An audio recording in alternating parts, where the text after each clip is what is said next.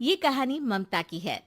बचपन से ही घर में ये एहसास दिलाकर पाला गया कि औरतों को बोलने का हक नहीं है। अरे ममता, जरा जल्दी जल्दी हाथ चलाओ। रोज ऑफिस में देर पहुंचता हूँ तुम्हारे कारण। लेकिन आपका सारा खाना पैक और तैयार भी है। अरे जबान जितनी चलाती हो उतना अगर हाथ चलाती ना तो शायद घर को अच्छे से मैनेज कर पाती। क्या मतलब है? क्या नहीं मिला आपको? मोजे मोजे कौन देगा? ममता भागकर पति को मोजे देती है। वो हर किसी का ख्याल रखती, लेकिन उसके घर में रोज का रोना लगा रहता।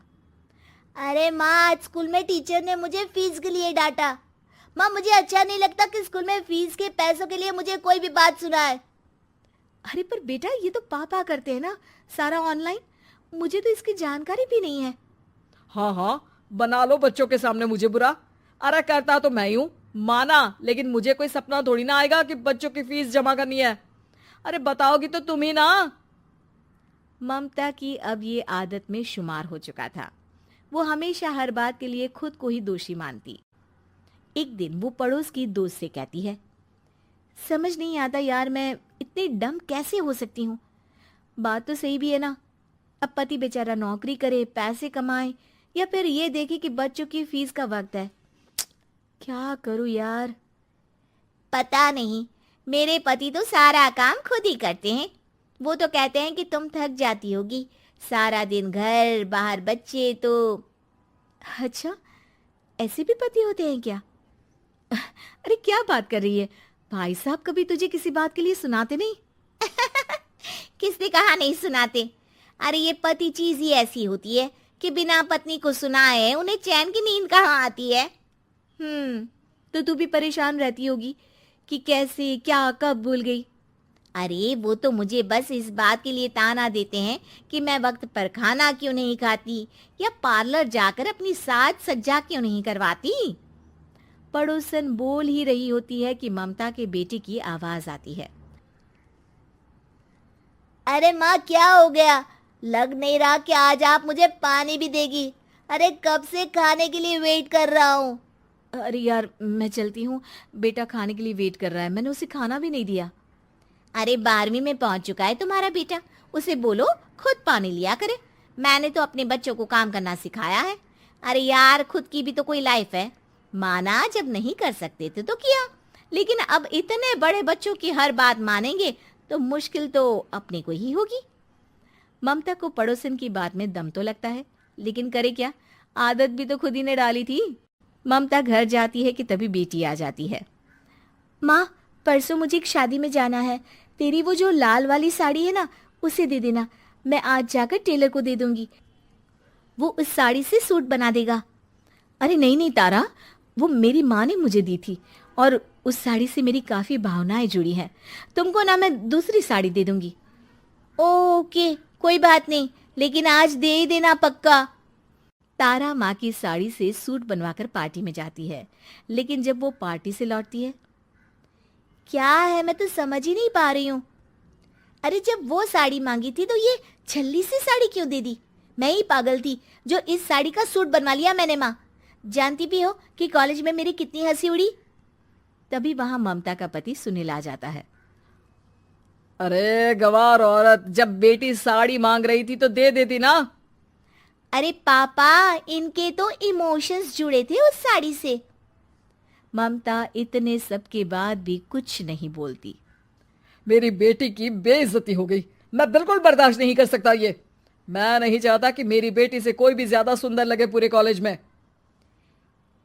जी, वो पढ़ने में तारा बिल्कुल अच्छी नहीं है, उसकी पढ़ाई पर आप ध्यान दीजिए ना। अच्छा, अब तुम मुझे बताओगी कि मुझे किस पर ध्यान देना और किस पर नहीं। रमेश जैसा ही ये वाक्य पूरा करता है, ममता की बेटी और पति उस पर जोर जोर से हंसते हैं।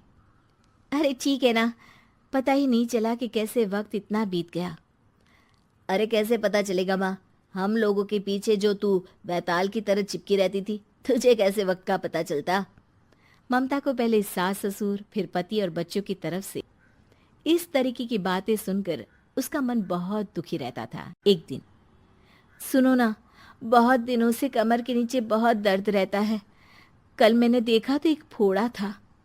अरे ममता, एक बार अपने पति से बात करो, वो तुम्हारा फोड़ा डॉक्टर को दिखा देंगे।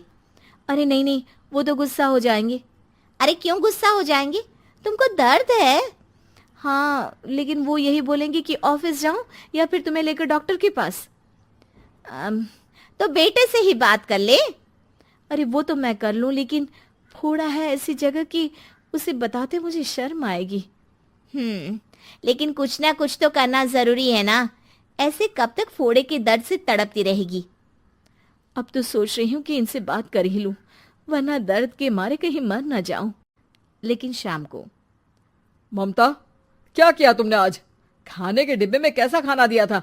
दाल खराब हो गई थी। कब की थी? दाल तो मैंने सुबह ही बनाई थी, खराब कैसे हो गई? अच्छा सुनिए ना, मुझे कहना है कि अरे गरम दाल बंद करोगी तो ऐसा ही होगा ना। बेइज्जती हो गई सबके सामने मेरी।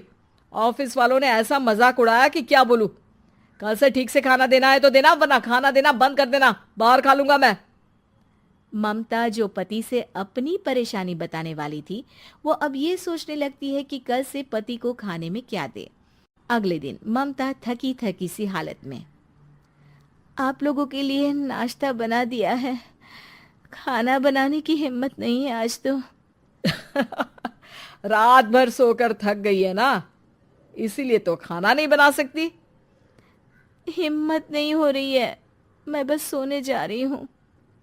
बस मैडम को सोने का बोल दो, फिर देखो कैसे सोती रहती है। माँ, फिर वही पराठा सब्जी। अरे हमारे साथ के दोस्त एक से बढ़कर एक नाश्ता खाना लेकर आते हैं, आप तो बस। सभी घर से निकल जाते हैं, लेकिन जब शाम को बेटा घर आता है तो घर में अंधेरा रहता है। बेटा लाइट चलाता है। क्या माँ, तुम्हारा भी जवाब नहीं है बिजली का बिल बचाने के लिए? वो बोल ही रहा होता है कि सामने माँ जमीन पर लेटी मिलती है। वो उसके पास जाता है। अरे माँ, क्या हो गया माँ? तभी वहां पड़ोसन आती है। अरे बेटा, तुम्हारी माँ के पैर के पास एक फोड़ा है, जिसके कारण ये लगातार कमजोर होती जा रही थी।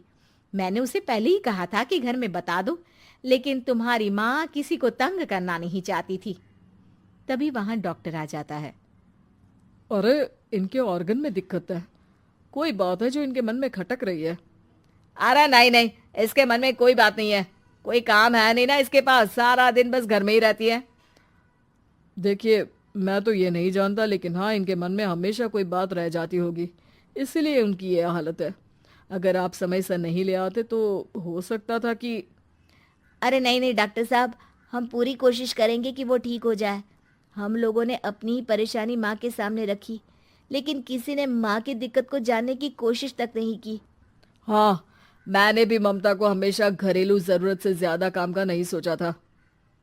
ममता को होश आता है और वो खुद को अपने बेडरूम में देखती है।